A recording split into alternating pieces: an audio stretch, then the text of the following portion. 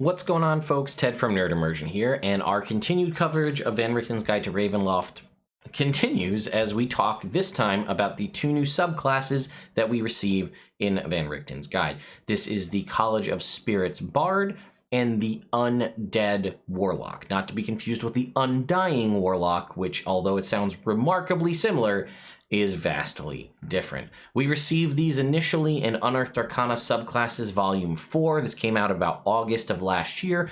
And while I'm not going to do a full-blown side-by-side comparison, I'll touch on the key changes, which there's not many, but they could drastically impact the way you were playing or are planning to play these classes. But it's kind of things we've seen in the past where they change a little bit of language and it makes an impact, whereas things that would, like, say, apply to one thing would apply all the time now only apply once a turn. And I'll get into that when we dive in. However, I did want to talk to you about a returning sponsor for Van Richten's Guide coverage for today, and that is the DM's Guild. I mentioned it yesterday, but I'll remind you again that there is a coupon code in the description, DMG Ravenloft, and that will get you 10% off an order of $10 or more on anything that is tagged Ravenloft. So you can search in the settings in the DM's Guild for Ravenloft, and anything that kind of falls within, published by the 17th, that falls within that time frame will count towards that. And I wanted to draw your attention real quick to a specific one called Playing Dead. This is a specific module. It is $14.95 for the PDF, so it will definitely qualify for the discount that I'm providing here. You can see it's already a best copper seller, and it only debuted on the 17th. And it is an expansive guide to playing a dead character. So 100 player companion for keeping that favorite character of yours going even after that unfortunate moment you forgot to check for traps. Our new reanimated undead trait, variant class features for all 13 classes, 20 brand new subclasses, and then we have greater undeath, everything you need to play as a fearsome undead creature. You can see there's awesome art and stat blocks, and there's even a section here about becoming a lich and how that would work. So thank you to the DM's Guild for sponsoring this video. Again, check the link in the description. I'll also have an affiliate link to this specific module if you'd like to pick it up.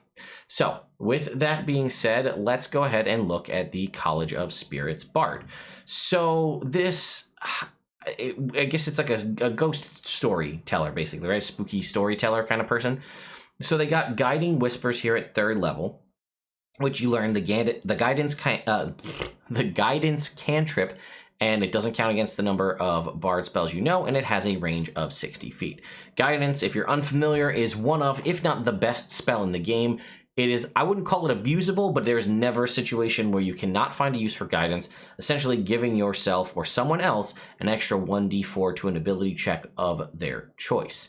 So normally it is within a range of touch. This gives it out to 60 feet, which is a big buff to it, and this is pretty much unchanged from what we saw in the Unearthed Arcana. Next up, kind of the crux of this class is what's called the Spiritual Focus, and I'll talk about that in a sec here, but basically you have some sort of new focus you use instead of a typical material focus that you would have. You can use the following options, which is a candle, a crystal ball, a skull, a spirit board, or a Taraka deck. Starting at 6th level, when you cast a bard spell that deals damage or restores hit points through the Spiritual Focus, roll a d6. You can gain a bonus to 1 damage or healing roll of the spell equal to the number rolled.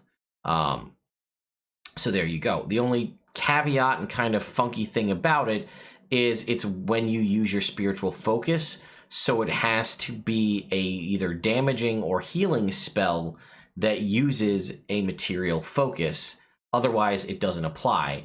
And this can be a little tricky, and I think from what I've heard, possibly a little bit broken. And I figured this is as good a time to go in and look at it. So if we go and take a look at the spells, we view the Bard spells. Now, this obviously won't apply to things like magical secrets, but if we go ahead and look at the components, and we want material components, so we can go ahead and filter by that. And this was any spell that deals damage or restores hit points, right? So this is all of the Bard spells that require material components. And we can look up for spell tags, and we'll go ahead and look up for healing and damage to see those tags. What spells fall within that? Again, magical secrets outside of this. And if I go and look at that, it's telling me there are no healing spells or damage spells. Let's just check to see if it might be, it's trying to find the ones that have both. So, okay, healing spells that require material components. The only spell that actually gives you hit points back is Regenerate. That is a bard spell that requires material components. So the only one is Regenerate, which gives you 48 plus 15 hit points back, a 7th level spell. For the duration, the target regains 1 hit point at the start of each of their turns. So that initial healing would add a d6 to that healing. So that seems like a great oversight. Maybe I'm missing something. And like I said, it doesn't cover magical secrets, but the only on the bard spell list, I don't know if Tasha's Cauldron's extra spells covered this, but yeah, the only material component with that is a healing spell is Regenerate. So let's go ahead and search for ones that deal damage and see if that covers any that we can use as well as a as a bard spell. Okay, so that's actually quite a few, right? Cloud of Daggers, Heat Metal, Phantasmal Force, Shatter. Some of these are 2nd level spells, so you'll get access to these and you'll be able to use that early on. So that has its benefits, but the healing one seems like an oversight. It's a nice thing to have, but the fact that it has to be cast through the spiritual focus, meaning it requires a material component, kind of hampers this quite a bit. And then we have Tales from Beyond. This is sort of the big function of the class, right? While you're holding your spiritual focus, you can use a bonus action to expend a use of your bardic inspiration and roll on the Spirit Tales table, which is this table right here. Using your bardic inspiration die to determine the tale the spirit directs you to tell. You retain the tale in mind until you bestow the tale's effects or you finish a short or long rest. Use an action to choose a creature within 30 feet, which can be you, and then you're affected by this effect. And once you do so, you can't bestow the effect again until you roll it again. You can only retain one of these at a time, and rolling on the tail immediately ends whatever previous effect you have, and any DCs are equal to your saving throw, your bard spell save DC. I believe this, from looking at it, seems to be exactly the same. I think they cleaned up the wording a little bit. However, all of the different tales, they were originally just a high-level word, something like the number 1 was beast, tail dark spirit, and so on. Tail warrior. They changed them to be much more influential, to be something, or flavorful, I should say, to be Tale of the Clever Animal, which is now for the next 10 minutes, whenever you whenever the target makes an intelligence, wisdom, or charisma check, the target can roll an extra die immediately after rolling the d20 and add the extra die number to the check, and that equals your bardic inspiration die. So that's nice because it scales as you go. This was originally, for a minute, you had advantage on perception checks and advantage on attack rolls against a creature if another enemy was within 5 feet. This is obviously a little bit better because it was only perception checks. This now covers wisdom, intelligence, and charisma checks. Then we have the Tale of the Renowned Duelist. You make a melee spell attack against the target. On a hit, the target takes force damage equal to 2 rolls of your bardic inspiration die plus your charisma modifier. That is nice because it says, yeah, I guess... The only thing I'm trying to figure out is it says you make a melee spell attack against the target. On a hit, it takes the damage. Okay, you can use your action to choose a creature. You retain these abilities. I just want to make sure you can't do this as a bonus action. You can use a bonus action to expend a bardic inspiration die, roll on the table. You can use an action to choose one creature to be the target of the spell. So I guess this happens as an action. I didn't see it clearly explained, or maybe I'm missing it. Use a bonus action to expend a bardic inspiration die and roll. So it's whenever you expend the die and you use it to determine what it's going to be, and then an action to choose a creature. Okay, so you can get the spiritual focus option here, or the tail ahead of time as a bonus action and just sit on it, and then it's an action to bestow it. I assume because it says it's a melee spell attack that, again, it is when you're using your action to do that, but I don't see it clearly spelled out there. And this was against originally the warrior, which is make a spell attack against the target as an attacking spectral warrior appears. It had a lot more flavor originally. On a hit, the target takes force damage equal to 2 rolls of your bardic inspiration die. So that seems to be relatively the same. Tale of the Beloved Friend. The target and another creature of its choice it can see within 5 feet gains temporary hit points equal to a roll of your bardic inspiration die plus your charisma modifier. So that gives it to 2 people. That's pretty good. That looks to be relatively the same. Tale of the Runaway. You can immediately use a reaction to teleport 30 feet to an unoccupied space. When the target teleports, it can choose a number of creatures it can see within 30 feet up to its charisma modifier. They can also immediately use that reaction to teleport. Seems to be the same. Tale of the Avenger. For 1 minute, any creature that hits this target with a melee attack, hits the target with melee attack, takes force damage equal to a roll of your Bardic Inspiration die. That seems to be the same as well. Tale of the Traveler, the target gains temporary hit points equal to a roll of your Bardic Inspiration die plus your Bard level. While it has these temp HP, its walking speed increases by 10 feet and it gains a +1 bonus to AC. Originally, it didn't give you the +1 bonus to AC. It specified, each one of them specified the range originally inside it, because it said choose a creature you can see within 30 feet of you. Now it's that's cleared up at the top. It's you pick it's within 30 feet no matter what. Again, so they added the Traveler gets the +1 bonus to AC, which is something it did not originally have. Tale of the Beguiler, the target must make a Wisdom saving throw or take psychic damage equal to 2 rolls of your Bardic Inspiration die and be incapacitated until the end of your next turn. It was originally a saving throw versus Charm, and it must use its action to make a melee attack against another creature. I think this definitely wins out by a lot, the new version of the Beguiler here. Tale of the Phantom, the target becomes invisible until the end of its next turn or until it hits a creature with an attack. If the target hits a creature with an attack during its invisibility, that creature takes additional necrotic damage equal to a roll of your Bardic Inspiration die and is frightened of the target until the end of the frightened target's next turn. That seems to be the same. Tale of the Brute. Each creature of the target's choice it can see within 30 feet must make a strength save. On a fail, it takes thunder damage equal to 3 rolls of your Bardic Inspiration die and is knocked prone.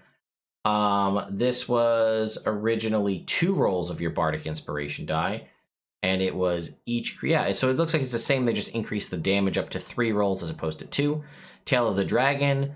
You spit fire and a 30-foot cone. Each creature must make a dex save, taking fire damage equal to 4 rolls of your Bardic Inspiration die, half on a success. This was originally 3 rolls, so that got increased. Tale of the Angel. The target regains hit points equal to 2 rolls of your Bardic Inspiration die plus Charisma modifier, and you end one of the following conditions: blinded, deafened, paralyzed, petrified, or poisoned. That seems to be the same. And then lastly, Tale of the Mindbender. You evoke an incomprehensible fable. The target must make an intelligence saving throw or take psychic damage equal to 3 rolls of your Bardic Inspiration die and be stunned until the end of its next turn. It was originally 3 rolls and be unable to speak a language for a minute. Stunning is way better. So I think that this overall, I think the tales themselves, big plus. That's just nothing but increases in boons and cleaned up wording. That's good. I think Guiding Whispers, great. Spiritual Focus, seemingly limited in its use. Okay. Spirit Session at 6th level. You can conduct an hour-long ritual channeling spirits, which can be done on a short or long rest using your focus. Conduct a ritual with a number of willing creatures equal to your proficiency bonus, including you.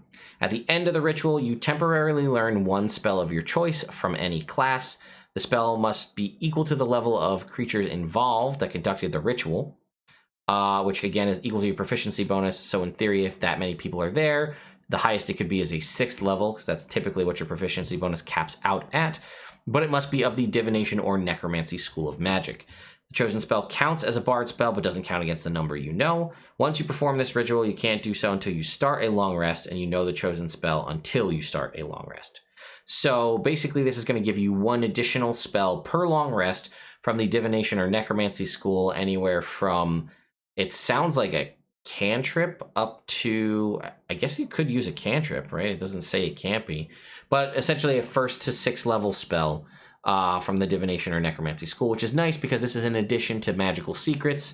So I think that that's pretty good, and that seems to be relatively the same from the original wording. And then lastly, Mythical Connection. You now have the ability to nudge the spirits of the tales from beyond. Whenever you roll on the Spirit Tales table, as we discussed above, you can roll twice and choose which of the 2 effects to bestow. If you roll the same number, you ignore the number and choose any effect on the table. This is a big improvement, which was whenever you use the Tale from Beyond feature, you can roll a d6 and use it instead of expending a Bardic Inspiration die. You still use your Bardic Inspiration die for the Tale's effects without expending it.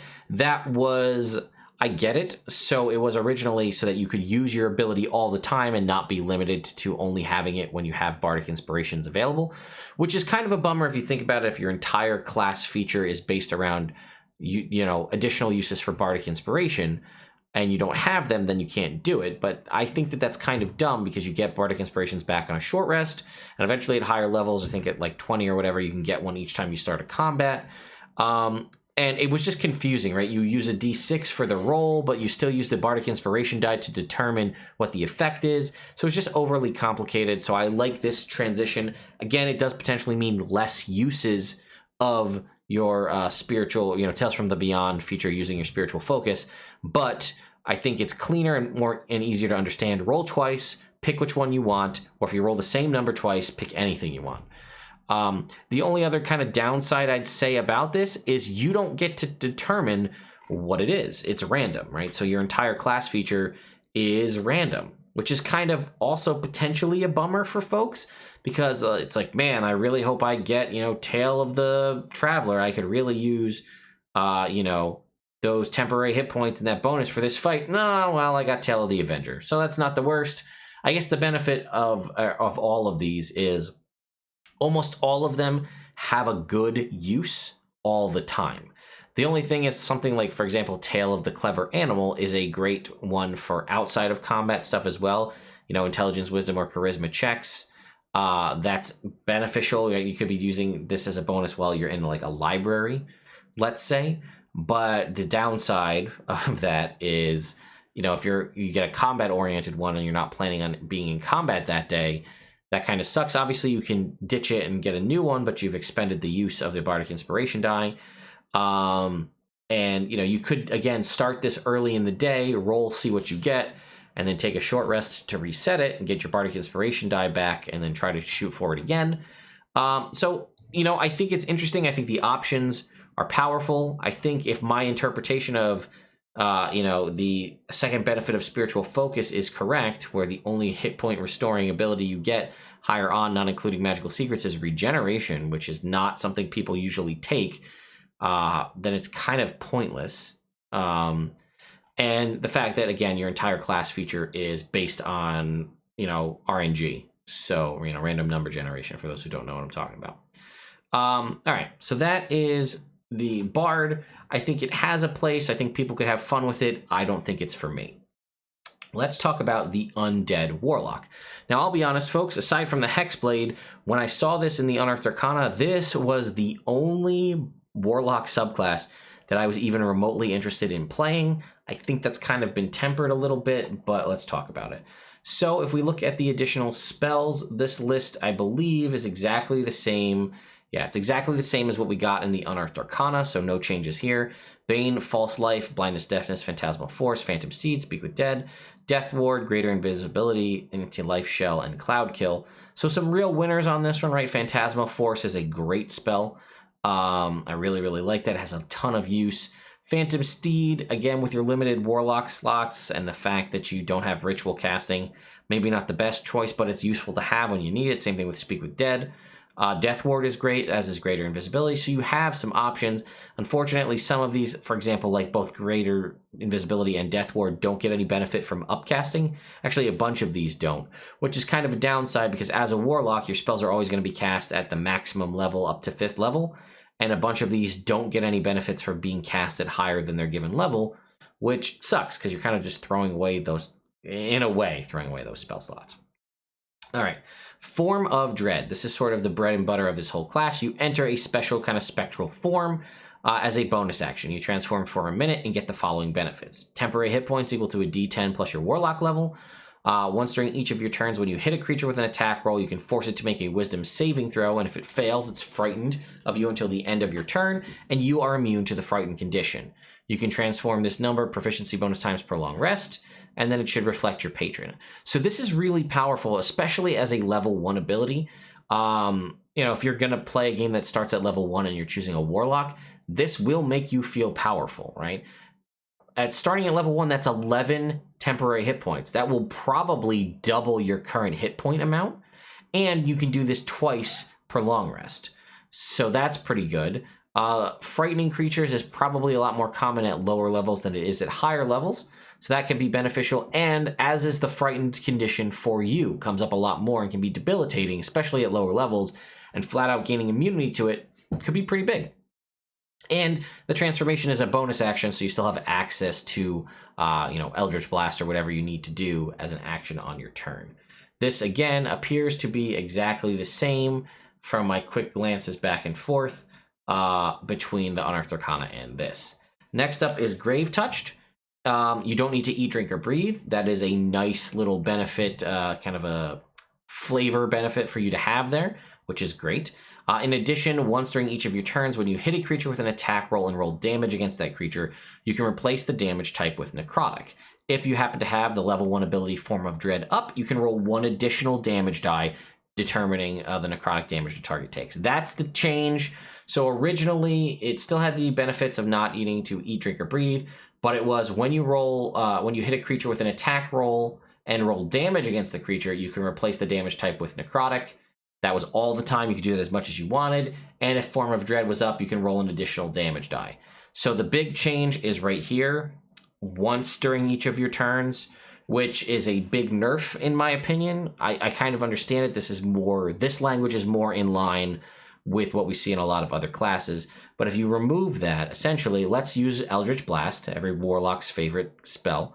If I'm a 6th level character and I have this, I could choose to change the damage of my Eldritch Blasts to necrotic. Originally, I was unlimited in how often I could do that. So at 6th level, I'd have 2 Eldritch Blasts. I could turn both of them from force damage to necrotic damage, which is not like a huge deal, but the secondary ability makes it big, where it is while you're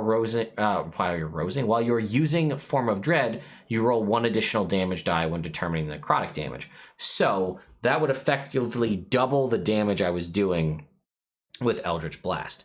So if I have this up, I cast Eldritch Blast originally, 2 blasts, they both hit. I change it to necrotic damage, therefore I get to roll an additional 2 dice. So originally, a hitting with 2 Eldritch Blasts at level 6 would allow you to deal 4d10 necrotic damage for up to a minute, proficiency bonus times per long rest. So basically in every combat, you'd essentially be dealing double damage with your Eldritch Blast, and if you crit, obviously it would be 4d10 necrotic damage. This is sort of, again, a lot of undead creatures are immune to necrotic, so things that are immune or resistant to necrotic, this would be less beneficial for. But originally, it just lets you do that. And then ultimately, again, you could think about how much damage you could do when you're doing 4 blasts, each one of those doing 2d10 damage, and that's just a cantrip, an unlimited resource. And if you have things like Agonizing Blast, that damage just starts to spike higher and higher.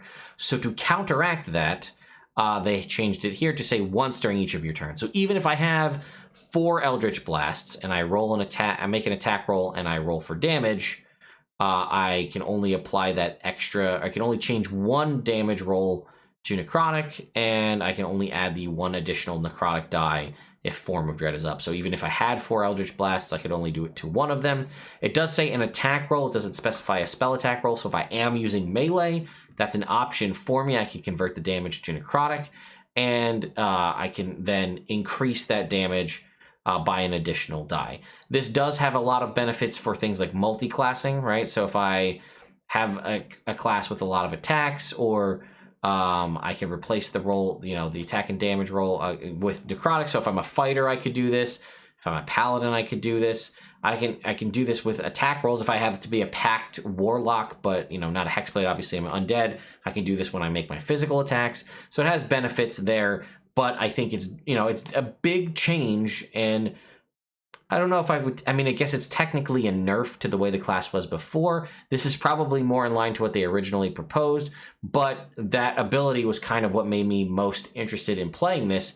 Again, maybe it's because it was broken and I could see how fun I could have breaking the game with all that extra necrotic damage.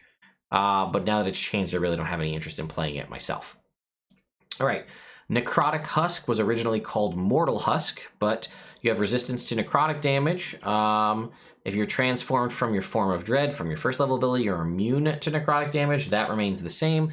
In addition, when you would be reduced to 0 hit points, you can use your reaction to drop to 1 instead and cause your body to erupt with deathly energy. Each creature of your choice that is within 30 feet of you takes necrotic damage equal to 2d10 plus your warlock level. So at this point, 2d10 plus 10 necrotic damage.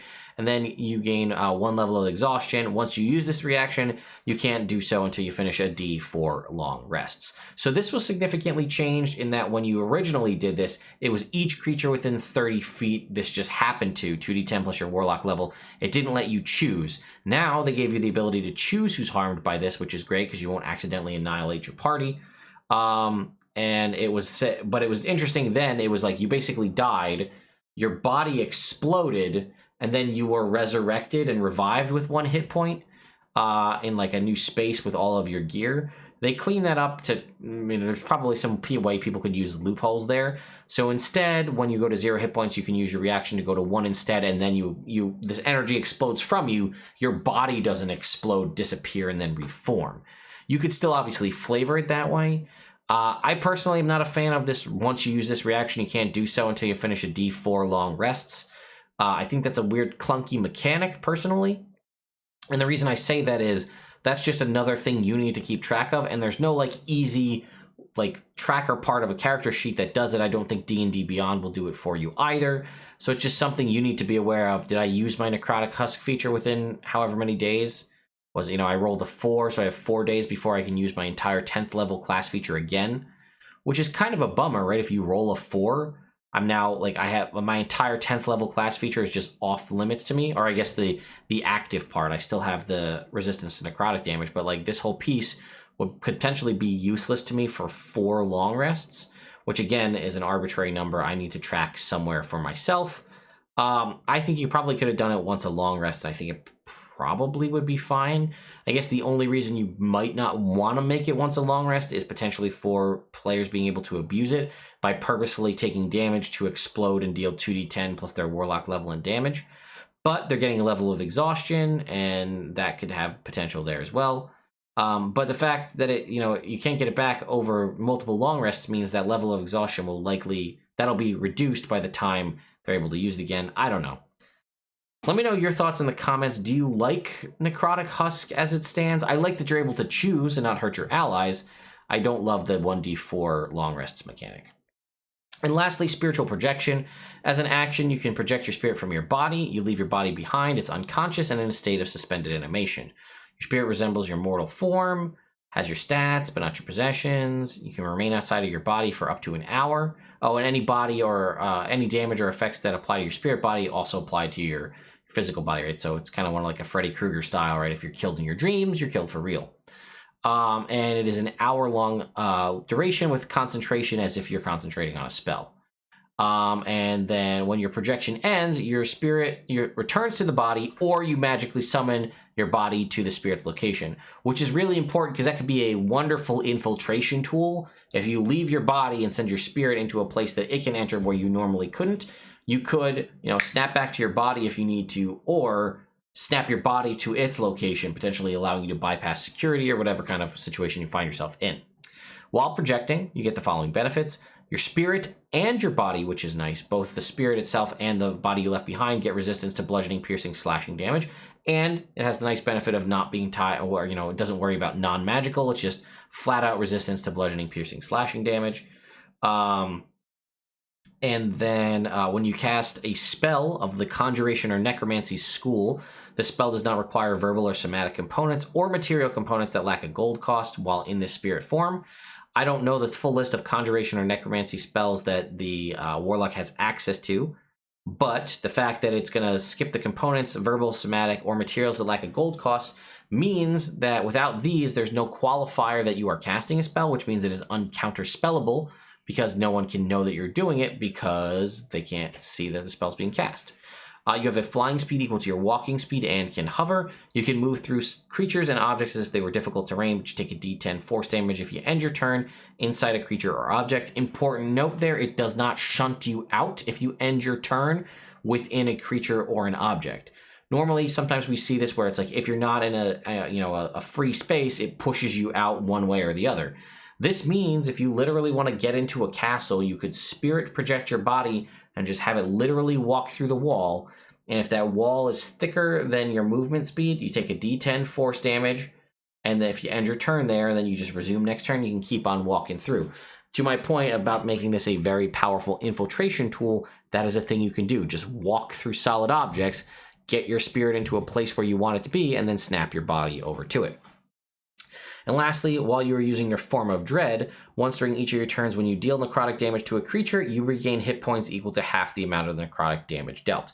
So again, Form of Dread, dealing damage. If it's necrotic damage, which you can transform whatever damage you're dealing to necrotic through your Grave Touched ability, you'll heal half of the damage dealt. All the more reason why I was discussing originally, if you had that crazy concept of the ridiculous 4 Eldritch Blasts, each dealing 2d10 necrotic damage plus your charisma modifier with Agonizing Blast, it was limited to once a turn, but you could be constantly regaining hit points. So you could still do that. I don't know if it was originally once a turn. Let's go and take a look. Yeah, it was originally once a turn. So I guess it wouldn't be as crazy, but the healing will be something that you could pretty much rely on all the time. So I really like this subclass. Like I said, I made my point about Grave Touched already, but I like that all of the abilities, right, all of the subclass abilities, they synergize very well with themselves, which is nice when you can have a class where one ability plays off another so that you feel like all of your abilities are useful. If I look at just real quick at the Unearthed Arcana, it looks like pretty much everything is the same. They move through objects, solid creatures, Form of Dread. You deal necrotic damage to a creature, you gain hit points to half the amount, and then that's once per long rest. So yeah, again, like I said, there weren't a ton of edits to these, but I did think they were impactful. For example, like I said, the Grave Touched ability, but also Necrotic Husk allowing you to choose. It's definitely it's probably one of, if not my favorite casting sorcerers. The Warlock. The Fiend Warlock is one that I often like, but it's been around so long and I've seen so many people play it. If I was going to play a Warlock, I'd want to play something slightly different. And I do think this has its merits here. Again, the funky, weird, using the spiritual focus might be... I'm mixing Warlocks and Bards at this point. So again, the Warlock, the big change again is the limiting of the damage to once a turn for Grave Touched. I get it. I don't love it because I wanted to play it differently, but I could always homebrew it back the other way, and you could do that as well if you'd like. And then again, for the Bard, I think it's pretty good. I don't love that everything's RNG determined, and I don't love that the one kind of spiritual focus ability is seemingly useless. Maybe I'm wrong. So please let me know in the comments down below what you think about both of these subclasses. Have you been playing them since the Unearthed Arcana has come out? Do you like the new changes? Do you hate the new changes? What are your thoughts on them? Would these classes, as I just read them to you from this book, would you want to play them? Are they interesting enough to you? Personally, I love Bards, and Spirit's Bard is not one of the ones on my list that I would like to play if given the opportunity in the future. And again, I don't really love Warlock. I think it's in need of a lot of help in general to fix things about it. I played a Hexblade in the Unearthed Arcana many, many years ago. I enjoyed that. The new version of the Hexblade is way better than the version that I played. But Undead was going to be the closest, again, to like a casting Warlock. So for me, now Warlock pretty much lives in the world of only for multi-classing. But anyway, that's just me. Thank you again to the DMs Guild for sponsoring this video. Links in the description to go check that stuff out. Don't forget the coupon code DMG Ravenloft. That runs till the end of May and gives you the opportunity to get some money off some awesome content Ravenloft related over on the DMs Guild, which you honestly should check out. There's a lot of great people over there putting out a lot of fantastic work. Thank you all so much for watching, and I'll see you next time.